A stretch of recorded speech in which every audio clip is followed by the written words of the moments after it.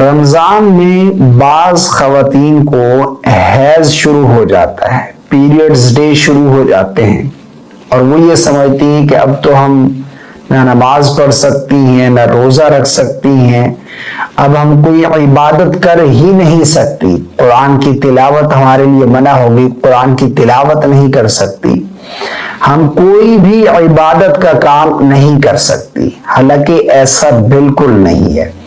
آج میں آپ لوگوں کی یہ کنفیوژن دور کرنے جا رہا ہوں، کیونکہ بعض خواتین پریشان ہو جاتی ہیں کہ رمضان کے ایام چل رہے ہیں، اتنے بابرکت ایام ہیں کہ اس میں ہر عمل کا اجر بڑھا دیا جاتا ہے، اور ہم ان ایام میں عبادت نہ کر کے اس فضیلت سے، رمضان کے ان ایام کی برکات سے محروم ہو جائیں گی۔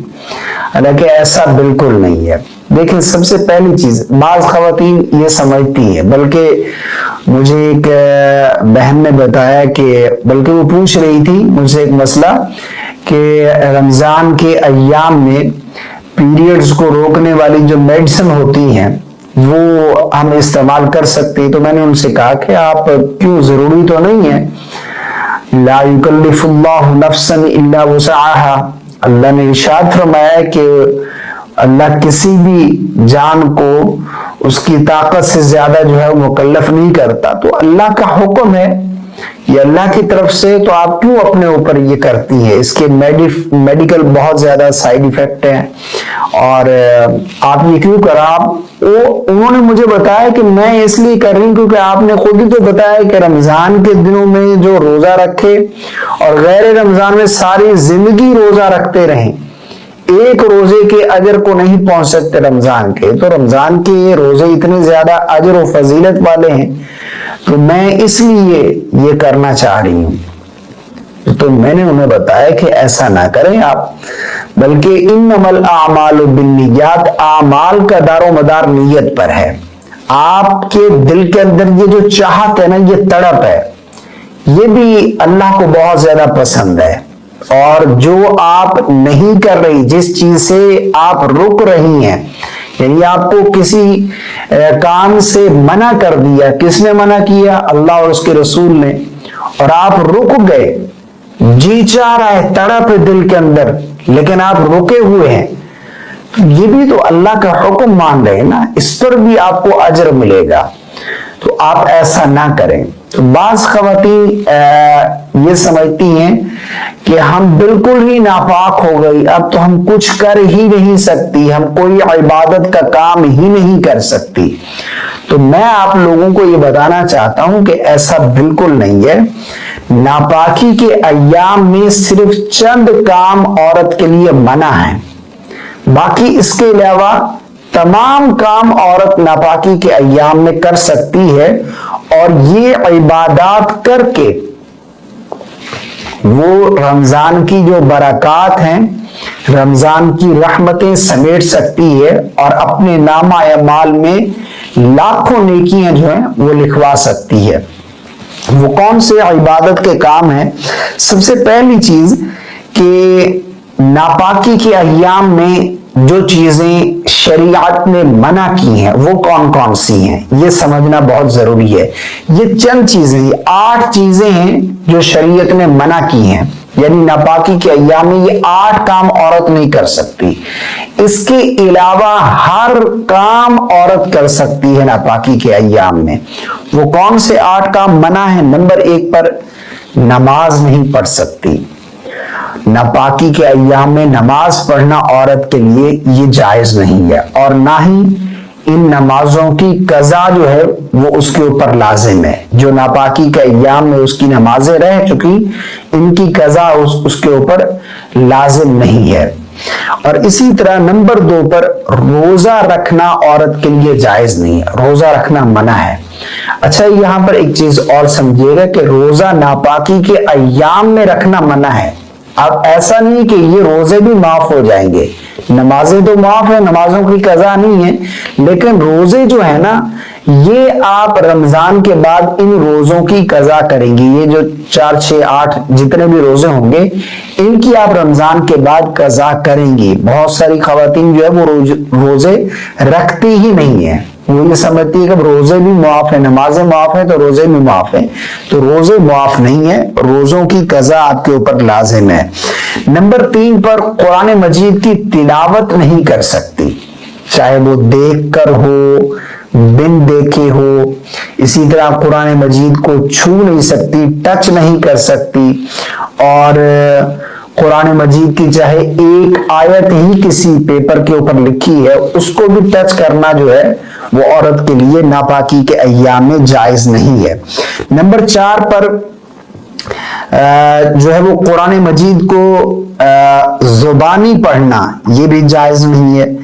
نمبر 5 پر قرآن مجید کو چھونا، چاہے کاغذ کے پرچے پر، جس طرح میں نے بتایا کہ وہ بھی جائز نہیں ہے۔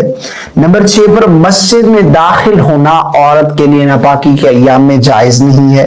نمبر 7 پر طواف کرنا، بیت اللہ کا طواف کرنا جو ہے یہ عورت کے لیے ناپاکی کے ایام میں جائز نہیں ہے، اور ناپاکی کے ایام میں میاں بیوی کا ملاقات کرنا، یعنی ان ایام میں شوہر بیوی کے ساتھ جمع نہیں کر سکتا۔ یہ 8 کام ہیں جن سے شریعت نے منع کیا ہے، ناپاکی کے ایام میں کام یہ عورت نہیں کر سکتی۔ اس کے علاوہ باقی جتنے بھی عبادت کے کام ہیں، نماز نہیں پڑھ سکتی، کوئی بات نہیں ہے، آپ طہارت حاصل کریں، طہارت یعنی وضو کر لیں، اپنے آپ کو کور کر کے جائیں نماز پر آ جائیں۔ آپ یہاں بیٹھ کر آپ قرآن مجید کی تلاوت تو نہیں کر سکتی، لیکن آپ یہاں بیٹھ کر کلمہ شریف کا ورد کرتی رہیں، آپ یہاں پر بیٹھ کر درود پاک کی کثرت کرتی رہیں، آپ یہاں بیٹھ کر توبہ استغفار کی کثرت کریں، آذان کا جواب دے سکتی ہے، درود پڑھ سکتی ہے۔ اسی طرح جو ہے وہ جو مسنون دعائیں ہیں صبح شام کی وہ پڑھ سکتی ہے۔ یہ تمام کام جو ہے وہ عورت کر سکتی ہے ناپاکی کے ایام میں بھی، اور یہ کام کرنے کی بھی بہت زیادہ فضیلت ہے، بہت زیادہ اجر و ثواب ہے، بلکہ مستحب علماء نے لکھا ہے کہ ناپاکی کے ایام میں عورت جہاں نماز نہیں پڑھ سکتی، قرآن نہیں پڑھ سکتی، روزہ نہیں رکھ سکتی، وہ یہ اعمال کر کے اپنے نامہ اعمال میں نیکیاں لکھوائے، اپنے درجات بلند کرے، ٹھیک ہے نا۔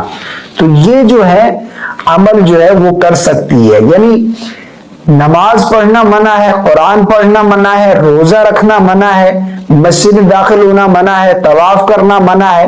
اس کے علاوہ باقی جتنے بھی عبادت کے کام ہیں، آپ اٹھی ہیں، سحری بنا کر دے رہی ہیں روزہ دار کے لیے، تو یہ بھی عبادت آپ نے کمائی ہے۔ افطار بنایا ہے، یہ بھی آپ نے عبادت کا کام کیا ہے۔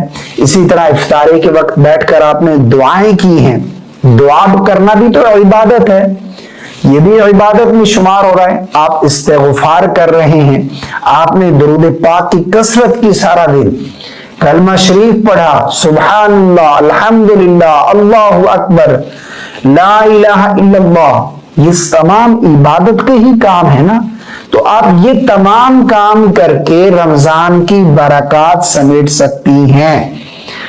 ایسا نہ ہو کہ آپ ناپاک ہو گئی تو آپ اپنے آپ کو اتنا جو ہے وہ عبادت سے دور کر لیں کہ آپ کے یہ تمام دن جو ہے وہ اتنے برکت والے جو دن ہیں یہ غفلت میں ہی گزر جائیں۔ ایسا بالکل آپ نے نہیں کرنا۔ مجھے امید ہے آپ کو میری باتیں سمجھ آ گئی ہوں گی۔ بہت ساری خواتین پریشان ہوتی ہیں، میں نے سوچا کہ یہ کلپ دے کر آپ کی پریشانی کو دور کیا جائے کہ آپ ناپاکی کے ایام میں یہ عبادات کے کام آپ کر سکتی ہیں۔ اللہ ہم سب کو سمجھ کی توفیق عطا فرمائے۔ باقی کچھ سیکھنے کو ملا ہو تو کمنٹ کر کے ضرور بتائیے گا، لائک اور شیئر ضرور کر دیجیے گا۔ السلام علیکم ورحمۃ اللہ۔ اس وقت میرے ہاتھ میں جو آپ دیکھ رہے ہیں یہ ہے نور الایمان اکیڈمی کی طرف سے ملنے والا نور العود۔ بہت سے لوگ عود کا نام سنتے ہی گھبرا جاتے ہیں، سمجھتے ہیں کہ شاید یہ بہت ہی تیز، بھاری یا سر چکرانے والی خوشبو ہوگی، لیکن نور العود ایسا بالکل نہیں ہے۔ یہ عود سے تیار کردہ ضرور ہے، لیکن اس میں خوبصورت مٹھاس، لطافت اور روحانی سکون کا احساس ہوتا ہے۔ ایک ایسی خوشبو ہے کہ جب آپ اسے لگا کر آفس میں یا کسی بھی ایونٹ پروگرام وغیرہ میں جائیں گے تو لوگ آپ سے پوچھے بغیر نہیں رہ سکیں گے، لوگ آپ سے پوچھیں گے ضرور۔ اور نبی کریم صلی اللہ علیہ وسلم نے خوشبوؤں میں عود بھی استعمال فرمایا ہے، اور نور العود اسی سنت کو آج کے انداز میں زندہ کرنے کی ایک خوبصورت کوشش ہے۔ اسے میرے کہنے پر ایک مرتبہ آپ ضرور ٹرائی کیجئے گا، انشاءاللہ عز و جل آپ کو یہ ضرور پسند